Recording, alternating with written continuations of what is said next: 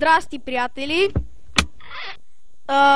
Ще ловиме пак шаран.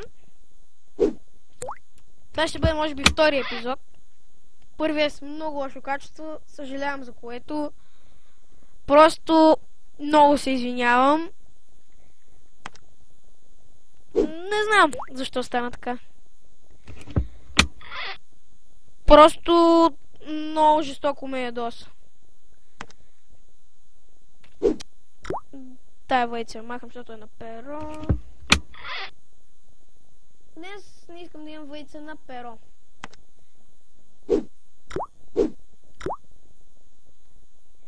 Само тая едната ще си бъде, защото знаете, че първия път точно на нея клъвна веднъж, но не успях да го ловя.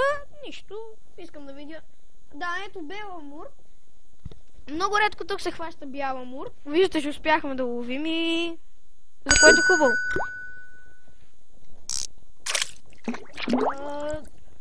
Много съжалявам, ако чувате нещо.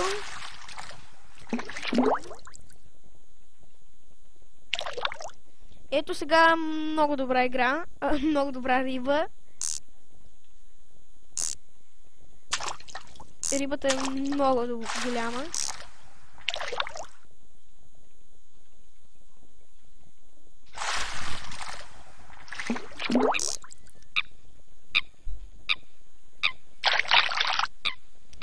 Да, вече го прикарах.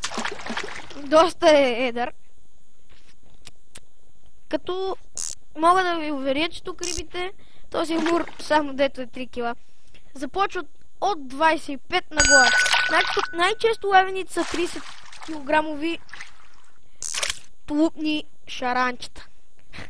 Ето един 36. Просто, да.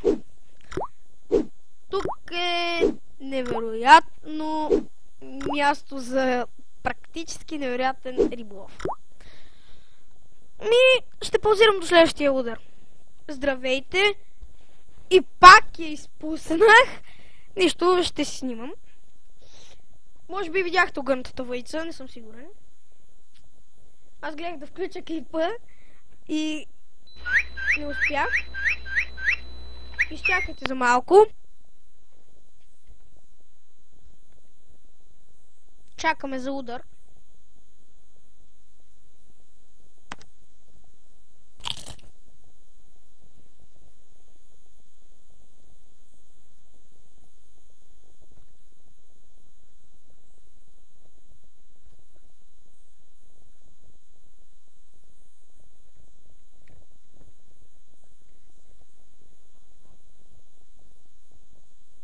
Не съм много бъбрив, нали така? Да, знам, че не съм бъбрив.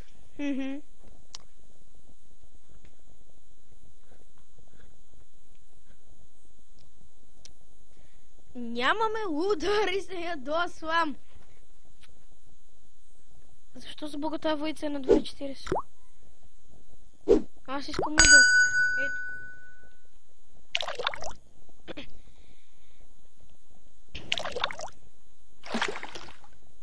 Виждате, че дори когато съм го опънал, той пак дърпа на аванс.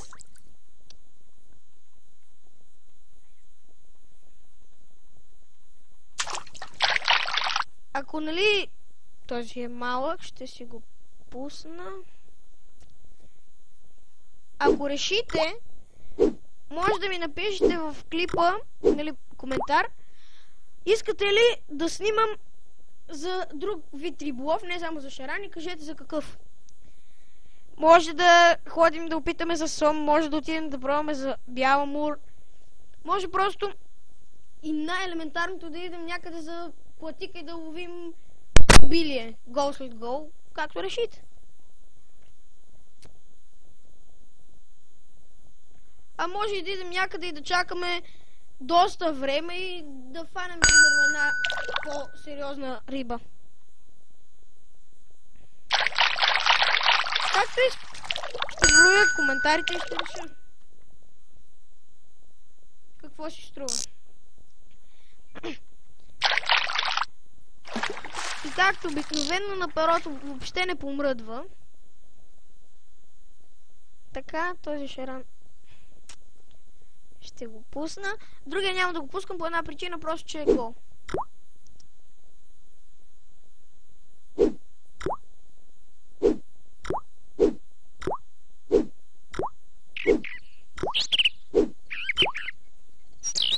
Ако преди малко чувахте един пищящ звук, това беше от брат ми и много се извинявам.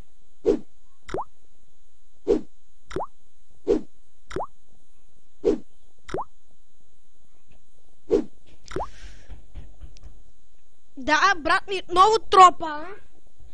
Ще се наложи да паузирам до... Изчакайте. Здравейте, интензивно включвам клипа. Вземи. Успях да задържа рибата.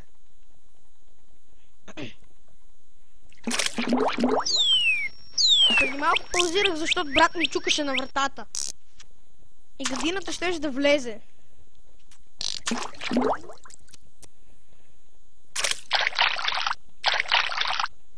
Не съм сигурен, обаче, дали ако дойдете тук с по-тънките къми ще може да вадите тези риби.